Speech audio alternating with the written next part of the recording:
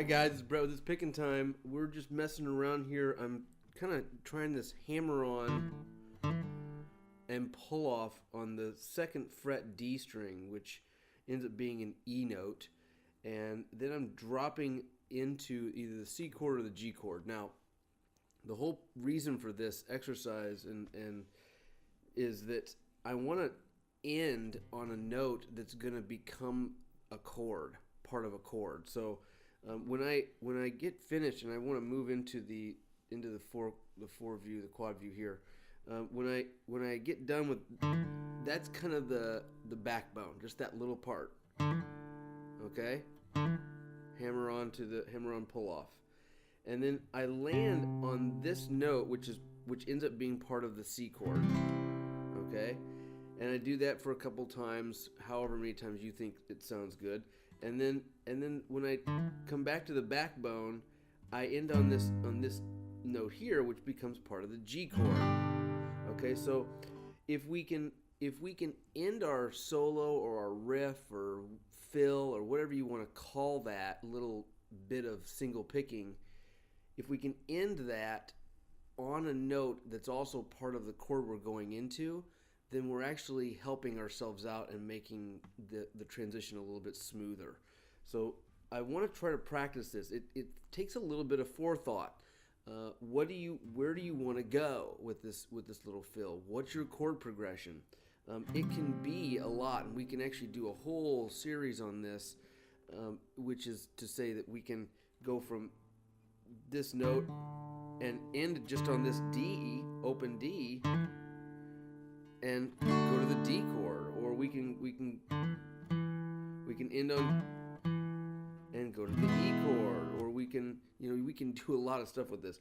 But for now, we're just doing the C. We're ending on the C here to make a C chord, and we're ending on the G to make a G chord. Okay, so it ends up being, now if I did the G two different ways. One time I did what I call the full G, which is using all four fingers, and another time I did this kind of last three finger G, and that's something I use quite a bit when I'm moving to the C, and the reason is right here. I'm already ready to drop into the C when I want to. So this ends up being a much faster transition than doing this, and a lot less chance of mistake when you're brand new. So we're gonna try this slowly.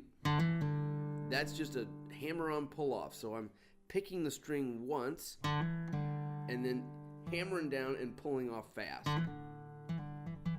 I can actually do it without picking. That tells you how hard I'm hitting that string.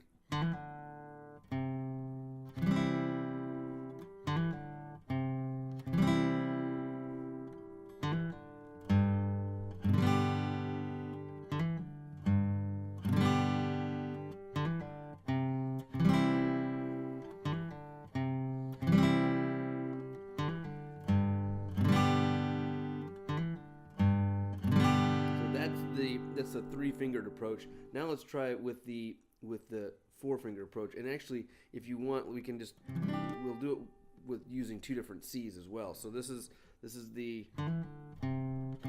regular C, or what I call regular C.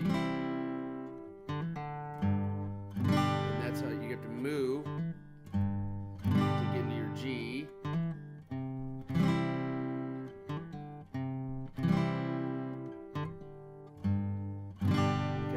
Now, let's try it with the C9, which is actually a happier version of C, for lack of a better term.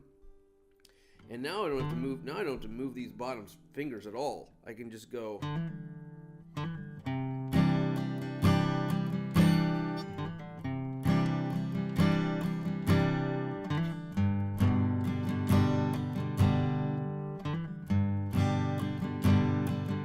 So you got three distinct choices here, depending on if you can make this C or if you can't. If you're brand new, this C can be a little tricky because you got a long stretch here. If it is too tricky, grab a capo and capo down here so the frets are closer together, and that makes the actual stretch a lot easier. So you got that C, or you got the C add 9, which is kind of it looks like a more cramped version of the full G. All you gotta do is move the first two fingers up or down to make, this is the C and this is the G. And so let's try that riff back and forth. If you have problems with either the right hand or the left hand, then you're gonna have to stop one of those so you can work on one hand at a time. If you can do both, great. If you can move your fretting hand without looking at it, then you can focus on the right hand to make sure you're hitting the right strings. If you have no problem with your strumming hand, but your fretting hand is having issue, then obviously you'll want to focus on what you're having issue with. Okay, so most times people have the issue more with the strumming hand on this because we're skipping strings actually when we go from the hammer on D up to the top E. But it is a little bit easier because on that movement is going to the top string, so it's kind of hard to miss the top string altogether. But just try to do both of these exercises